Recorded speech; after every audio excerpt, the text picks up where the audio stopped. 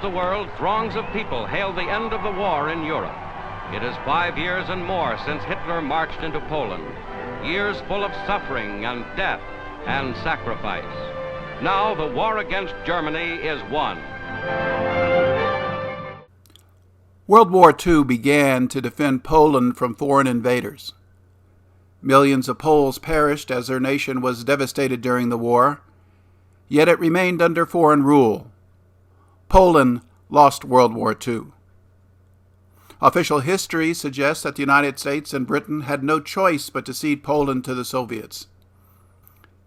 This is false, since the Germans were anxious for peace with the West and had offered to withdraw to 1914 German borders several times. A peace treaty could have been signed with Germany, which may have included the exile of Nazi leaders, perhaps after a military coup. A conditional surrender agreement was never pursued, leaving Europe much worse off after the war. Historic pictures of the last days of the war in Europe show American and Russian troops as they joined at Torgau on the River Elbe, splitting German armies in two. Poland was of no significance to France or Britain. Its democratic government had been overthrown in a 1926 military coup. Poland threatened to invade smaller Lithuania in 1938 unless it ceded the Vilnius region, pictured here in brown and orange. This was 1/3 of its territory, but Lithuania relented after 50,000 Polish troops massed on the border. Poland also joined Germany and Hungary in the 1938 invasion of Czechoslovakia and annexed a small region. The British and Soviets denounced the Poles as Hitler's ally. Germany was pressing Poland for the return of land around Danzig that it was forced to cede in 1919. Some 8 million ethnic Germans still lived in this area, who were over 90% of the population. France and Britain knew that German attempts to reclaim areas ceded to Poland in 1919 might cause a war. They signed an alliance with Poland to provide an excuse for them to declare war on Germany. Their wealthy tycoons were threatened by socialist movements at home and were disturbed by the economic success of the National Socialists in Germany. In addition, the Germans led the world in science and technology and became a competitor in world trade. The Poles assumed its allies would attack Germany should war occur, something the French had promised. After the Germans attacked Poland in 1939, the French launched an offensive in the Saar region. Most German army divisions were dedicated to the invasion of Poland. Only 23 German divisions faced some 110 French and British divisions in the West. After some feeble attacks, the French withdrew home and no explanation was offered. After the war, German General Siegfried Westphal stated that if the French had attacked in force in September 1939, the German army, quote, could only have held out 1 or 2 weeks.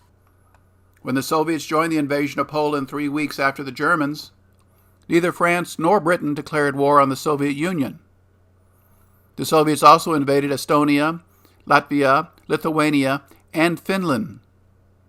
The Germans had mostly just invaded areas it had lost after 1919, yet the Soviets invaded much larger areas where no Russians lived.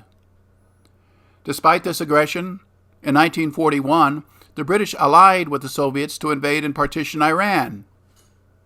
The invading Soviets arrested and deported at least 320,000 Polish citizens to work in Soviet labor camps. Other estimates say over 1 million were enslaved. The Soviets killed over 150,000 Poles who resisted. Some 22,000 captured Polish military officers and important civilians were executed and buried in mass graves in the Katyn Massacre. After the Germans attacked the Soviets in 1941 to thwart an invasion, they uncovered these atrocities, reported them to the world, and provided evidence to the Red Cross and Western press. The Allies ignored these reports as it would upset their relationship with Soviet Premier Joseph Stalin. The British needed manpower for their army, and a deal was made to transfer over 100,000 captured Polish soldiers via Iran to serve in the British Army. Most served in the Second Corps, where thousands died fighting in Italy. Thousands of other Poles managed to flee to Britain, so by 1943, 200,000 Poles were serving as part of the British Army. Despite their contribution, the British nor the Americans thought about the future of Poland. American President Roosevelt painted World War II as a crusade for democracy, yet he ignored the fact that the Soviets had been the most oppressive government in the world in the 1930s that invaded and occupied several nations. The United States shipped billions of dollars in free war materials to the Soviets as part of the Lend-Lease program. At the February 1945 Yalta Conference, Roosevelt and Churchill formally agreed to Stalin's demand to annex half of Poland, conscripting 11 million Poles as new Soviet citizens. In London, many members of Parliament objected and resigned in protest. A better option was never considered. The Germans were anxious for peace with the West and had offered to withdraw to 1914 German borders several times since 1940. See the tale linked below. A peace treaty could have been signed with Germany, which may have included the exile of Nazi leaders, perhaps after a coup. There were several assassination attempts on Hitler during the war, including a July 20th, 1944 bombing that left Hitler seriously injured. These coup attempts were made without any encouragement from the Allies. By the summer of 1944, the Allies had landed in France, so it was obvious to German generals the war was lost. They were terrified the Soviets might overrun Germany and would have united against Hitler if the Allies had offered a peace treaty. This was the best opportunity for a peace deal to end the bloodshed and to save Eastern Europe from communism. Stalin could be invited to join a peace treaty that would end the war and leave Eastern Europe free and independent.